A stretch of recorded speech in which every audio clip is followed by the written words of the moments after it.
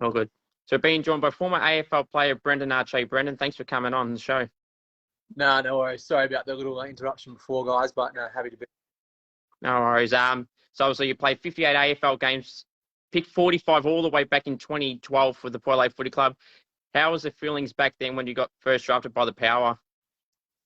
Mate, it was incredible. I've been playing footy since I was about 6 years old, so it was always my dream to get into the AFL. And I remember that year, I was playing Colts at South Fremantle, and I didn't really expect to get picked up or anything. But I remember sitting there draft night with just my family. I didn't think up, so I didn't want to have a big party or anything, and get embarrassed when my name wasn't called out. So I was purely just watching to see where my friends would go.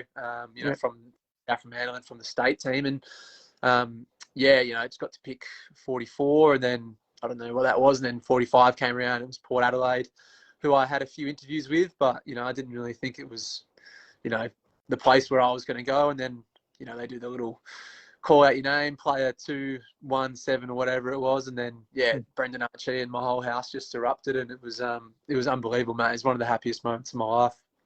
It was very good. And so when you stood at the Power, did you speak to them much in the lead up to that draft? Did they give you any indication that there was a chance, or any other club that had a strong interest at the time?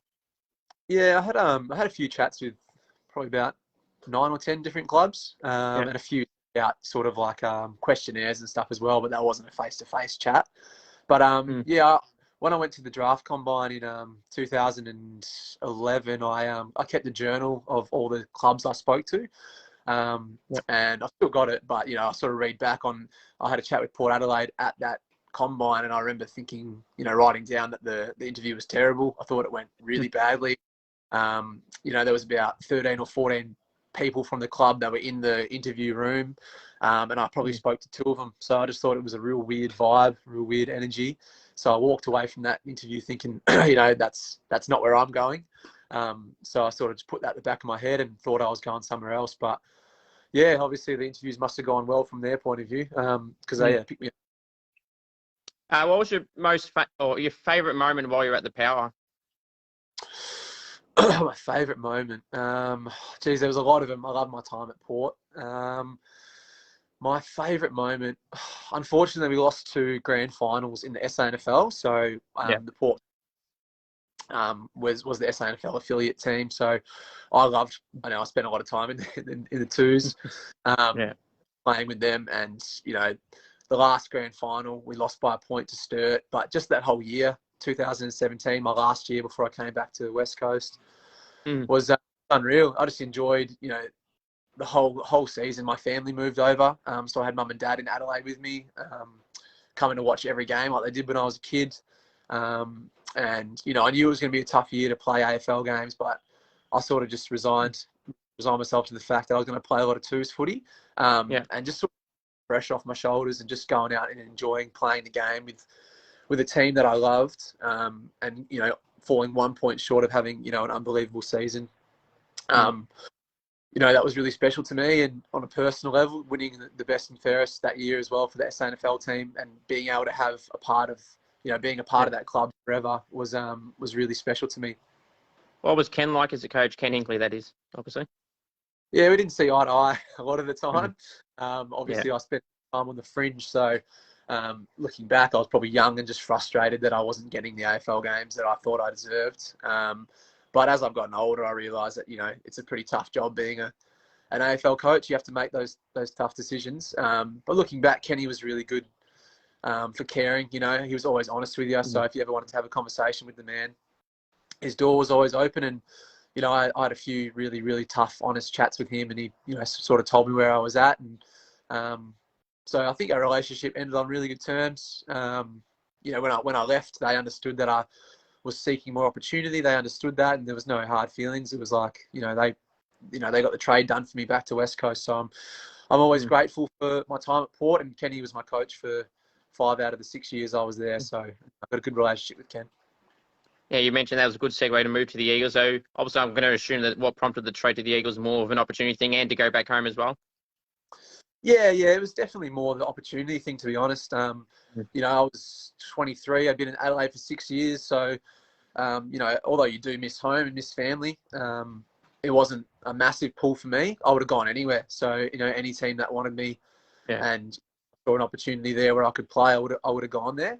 It just so happened that West Coast were losing Sam Mitchell and Matt Prittis and some mature midfielders where I thought I could come in and fill that void sort of thing. So that was the conversations early days, was just what position, where can I play, who needs me? And then it just happened to be back where I was from. So it was just an added bonus. So yeah, the whole process worked out really well. Also, you had a shorter time in the Eagles and you played more games in you between the two clubs, Port and West Coast. You played 31 in the Eagles, well, which some of the fondest memories of playing for the Eagles as well.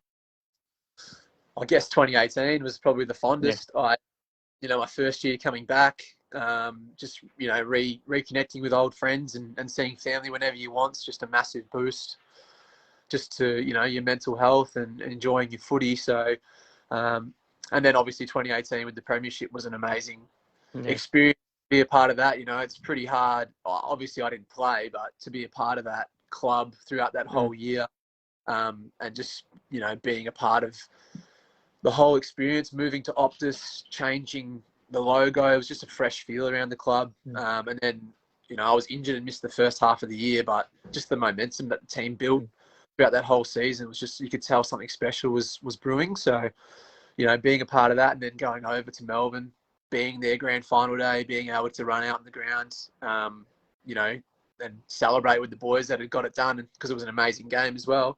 And then celebrating and just seeing the whole, how the whole season unfolded and ended in a premiership, which not many people get to experience. So that was definitely the fondest memory. So obviously you mentioned the granny, Dom Sheeter. What was your thoughts in that moment? Did you think he had that in him to kick a goal from the boundary like that? Yeah.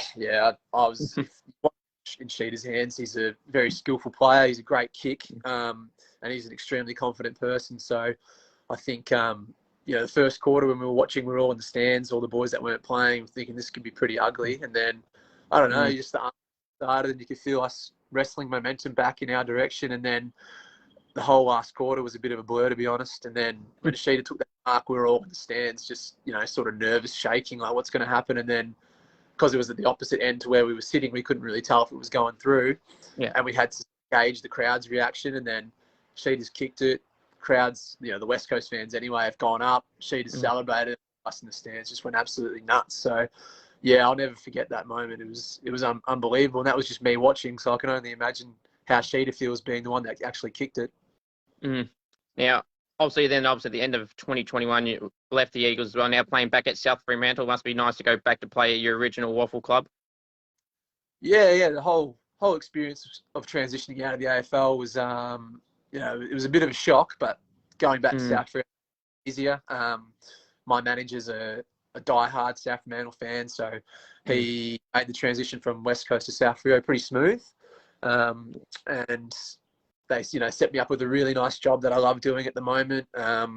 And just playing footy under a coach that, I've got a really good relationship with, and I have a lot of respect for Todd Curley. He's been at South Fremantle for a long time, had a lot of success. And, the big talking point for me going back to South Freo was just I want to play footy for fun. I want to take the stress and just enjoy it. Like I've had 10 years of trying to play a different role and, not enjoy what I would have liked. So going back to South Freo was a massive boost for me, just to have that less pressure, less stress, and play under a coach that just sort of lets me do my thing. And unfortunately, we lost the other week in the elimination final, but I know that the team's got some really talented players and we're good enough to go again next year. So I'm really excited about next season. So obviously Hayden Sloth, I think it is, that's how I pronounce it, retired just recently. What's thoughts on him? Playing 200 games must have been good to work or play alongside him, because he did have some AFL interest over the last few years. Yeah, Schleuthy's a gun, mate. My opinion, he's probably the best waffle player of the last 10 years. And good, because when I played at Colts in South Fremantle, me and Schleuthy played together. So we played in the Colts premiership back in 2011. So I knew Hayden well, and then to come back and play in the midfield alongside him was awesome. Unfortunately, like you said, he's retired and finished up, but 200 games. I think he'll win our best and fairest. So he's going to be a 5-time best and fairest winner, which is equal club record. A Sandover medal, premiership player. He's done it all, mate. So very lucky to get one more year with him in the league. And we're going to miss him dearly because, like I said, I think he's the best player in the comp. You did mention too about the elimination from against Fremantle's or the AFL, VFL, or sorry, Waffle Alliance, IPL Thunder. Honestly, do you feel a bit disappointing in how the ruling is, where they have a certain amount of players that qualify once the AFL was in, then once they were eliminated in the AFL, the eligibility list dramatically just dropped from the numbers they could play with, the age and the games played? See why Waffle supporters would definitely find that a bit disappointing, but on my side, I went through the same thing when I was playing for Port Adelaide in the SANFL. So, how hard it is to win premierships. So I've been on the side where I was part of an AFL affiliate team. And if people told me about, certain numbers or whatever, I'd say it's, footy's still a hard game to win. So I didn't think too much playing against Peel. I thought we were good enough to beat them. And in the first half, we definitely played some good footy, but we just couldn't maintain it. And they won at the end of the day. So I don't put it down to AFL affiliation or anything like that. I'm happy with how I'm just disappointed we didn't win on the day. So I think that our team was good enough to beat anyone. And then having said that, you look at West Coast affiliate team and they finished bottom of the ladder. So you can't have one team's doing really well, one team's struggling. It's just the team and how they're performing. So no disappointment from me. That's right. So your brother, obviously, Callum Archie, plays at the Brisbane Lions and used to play at the Gold Coast as well. So pretty proud of how he's going to play 105 games so far, and he's still got plenty of years ahead of him. Yeah, super proud of Cal.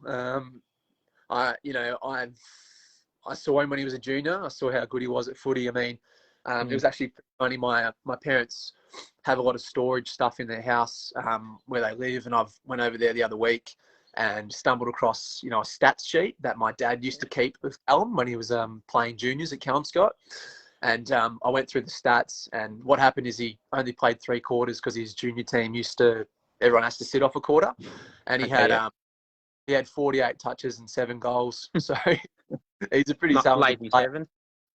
Yeah, just a lazy 7 and almost 50 as well, 3 quarters. Yeah. So he's an extremely talented player. And just seeing him this year, being part of Brisbane, unfortunately, they couldn't go all the way again. But, he's found comfort in his role. He's a dad as well, which has sort of changed how his mindset is around life.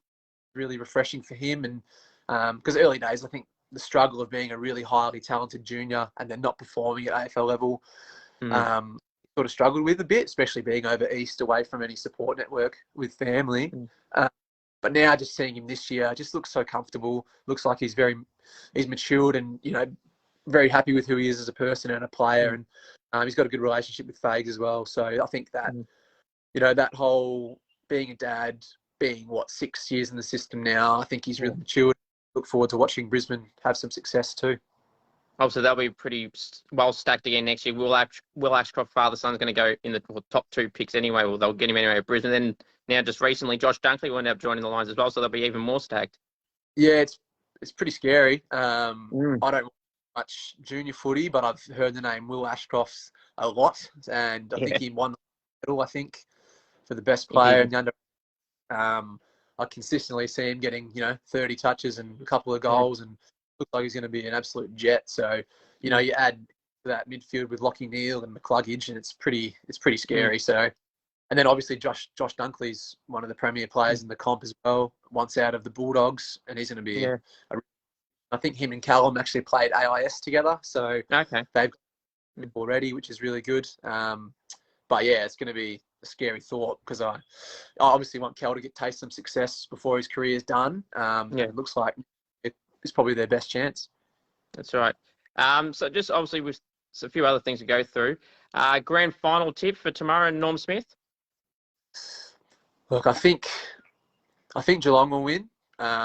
Just watching them last week against Brisbane in the prelim, they were just unstoppable. Like, Brisbane didn't play great, but a lot of it has to go to how well Geelong were playing, their system, their experience, their match winners doing their thing. So I think Geelong will win. I want Sydney too, but I think Geelong will.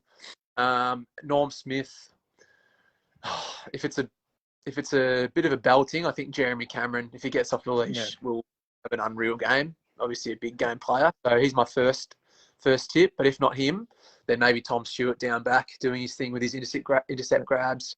could have a massive influence on the game as well. One final question for you, Brendon. Appreciate you coming on. If you were in the role of Gillon McLaughlin, what is one rule or one thing you would want to change if you were the AFL CEO? Geez. I would make... that's a good question, and I wasn't ready. So let me think about it. No, I just thought of it too. I would have I don't even know if they do this or not, but I would have a representative.